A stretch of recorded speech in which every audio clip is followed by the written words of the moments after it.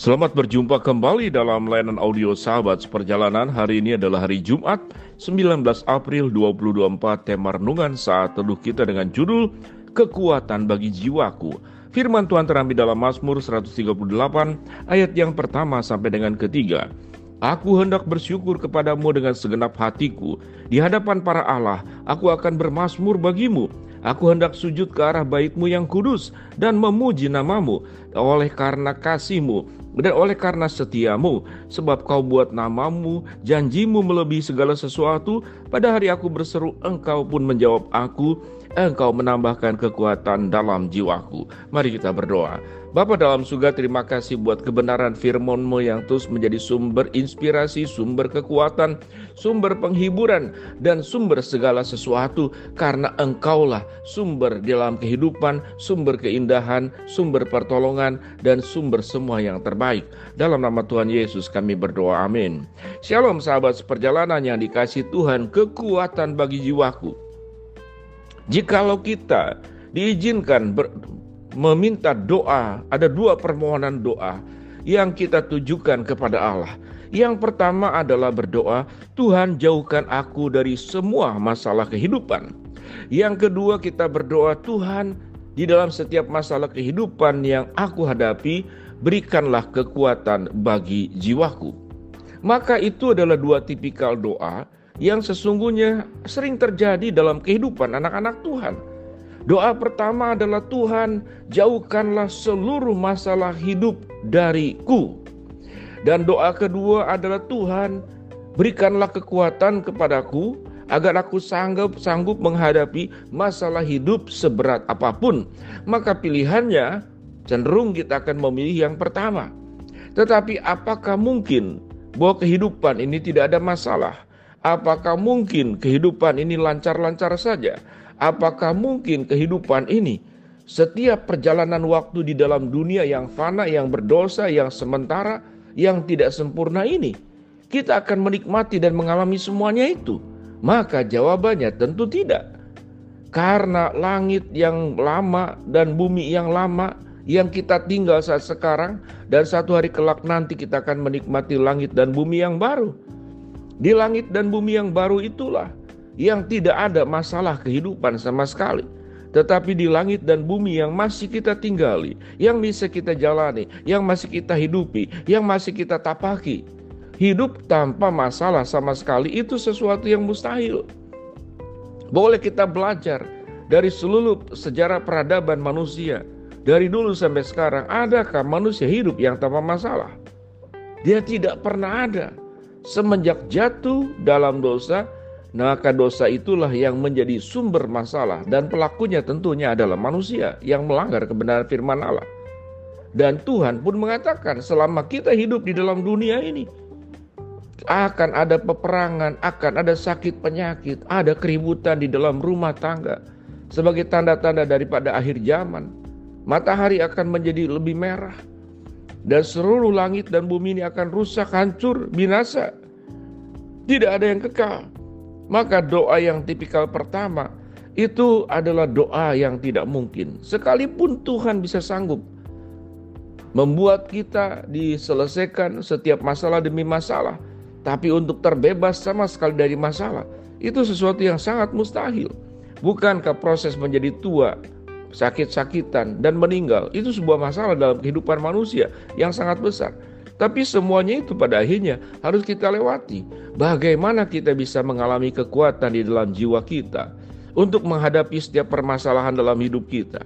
Kita menemukan jawaban yang luar biasa dari Mazmur 138 ayat yang pertama sampai dengan ketiga. Bagaimana caranya? Yang pertama, aku bersyukur kepadamu dengan segenap hati. Maka yang pertama adalah sikap bersyukur akan membuat kita kuat. Orang yang tidak bersyukur akan mengeluh. Orang yang tidak bersyukur akan menyalahkan keadaan. Orang yang tidak bersyukur akan menyalahkan orang lain. Orang yang tidak bersyukur akan menyalahkan Tuhan. Bagaimana kita punya kekuatan di dalam jiwa kita? Maka bersyukurlah. Yang kedua, apa yang firman Tuhan katakan? Untuk kita dapat kekuatan, biarlah kita bermazmur dan memuji Tuhan. Biarlah kita bermazmur dan memuji Tuhan.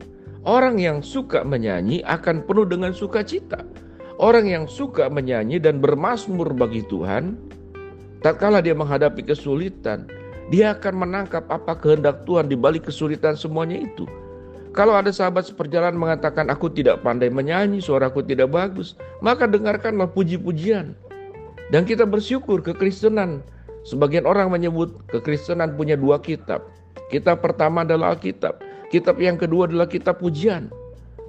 Di dalam sepanjang kehidupan kita sebagai anak Tuhan, maka kita akan banyak mendengarkan firman Allah dan kita akan menyanyikan pujian, mendengarkan pujian. Memujilah, memuji tidak hanya sekedar bernyanyi, tapi mengakui kebesaran Allah, mengakui keagungan Tuhan, mengakui kehebatan Tuhan, mengakui pertolongan dan seluruh yang terbaik dari Tuhan. Yang berikut, bagaimana kita punya kekuatan dalam jiwa kita? Janjimu melebihi segala sesuatu. Janjimu melebihi segala sesuatu.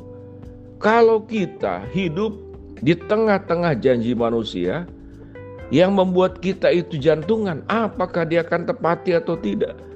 Apalagi kita bertemu dan menyaksikan dengan mata kepala kita sendiri bagaimana sebuah janji yang dilanggar, bagaimana janji setia kemudian dikhianati, bagaimana janji-janji yang ditujukan kepada kita adalah janji yang palsu. Tetapi firman Tuhan, janjimu melebihi segala sesuatu. Bukankah ini sesuatu yang patut kita syukuri dan yang menjadi kekuatan buat kita? Pada yang bagian berikut dikatakan, pada hari aku berseru, engkau menjawab. Pada hari aku berseru, engkau menjawab.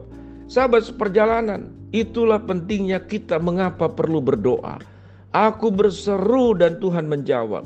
Tentu jawabannya yang datang dari Tuhan tidak bisa kita paksakan. Kita mempercayakan hidup kita, yang kita mohonkan, yang kita inginkan, kita bisa sampaikan. Tapi Tuhan menjawab, mengiyahkan atau tidak mengiyahkan. Tetapi jawaban Tuhan adalah jauh lebih baik daripada permohonan doa kita. Saya akan ulangi kembali kalimat ini. Jawaban dari Tuhan jauh lebih baik daripada permohonan doa kita. Kalau jawaban dari Tuhan itu lebih baik dari permohonan doa kita, maka kita harus percaya kepada jawaban dari Tuhan yang lebih baik dari permohonan kita. Pada bagian yang berikut dikatakan, engkau menambah kekuatan dalam jiwaku. Setelah diuraikan bagian atas, syukur dengan segenap hati, bermazmur memuji Tuhan, mempercayai janji Tuhan melebihi segala sesuatu, mempercayai pada hari aku berseru, engkau menjawab. Maka seluruhnya itu akan menjadi Tuhan akan menambahkan kekuatan dalam jiwaku. Sahabat seperjalanan, masalah hidup tetap ada, tidak bisa kita hindari. Tetapi biarlah kita mempercayai, di tengah masalah yang sesulit dan seberat apapun, ada kekuatan Tuhan yang menopang hidupku, yang menopang jiwaku, yang membuat aku sanggup kembali bertegak, berdiri, berjalan, menjalani kehidupan dengan seluruh tantangan persoalan hidup yang ada. Di tengah-tengah masalah yang besar, kami punya Allah yang jauh lebih besar. Bukankah doa seperti demikian yang harus kita sampaikan kepada Allah, yang harus kita imani, dan yang harus kita mempercayainya, sehingga kita selalu mendapatkan kekuatan dalam jiwa kita. Mari kita berdoa. Bapa dalam surga, terima kasih buat kebenaran firman Allah yang sudah kami pelajari. Hamba-Mu berdoa buat sahabat seperjalanan yang sedang sakit, Tuhan jamah sembuhkan. Sahabat seperjalanan yang sedang menghadapi masalah, Tuhan bukakan jalan. Sahabat seperjalanan yang sedang berdoa, mengharapkan sesuatu, Tuhan kabulkan dengan cara dan waktunya Tuhan yang ajaib. Di dalam nama Tuhan Yesus kami berdoa, amin. Shalom, Tuhan memberkati kita semua.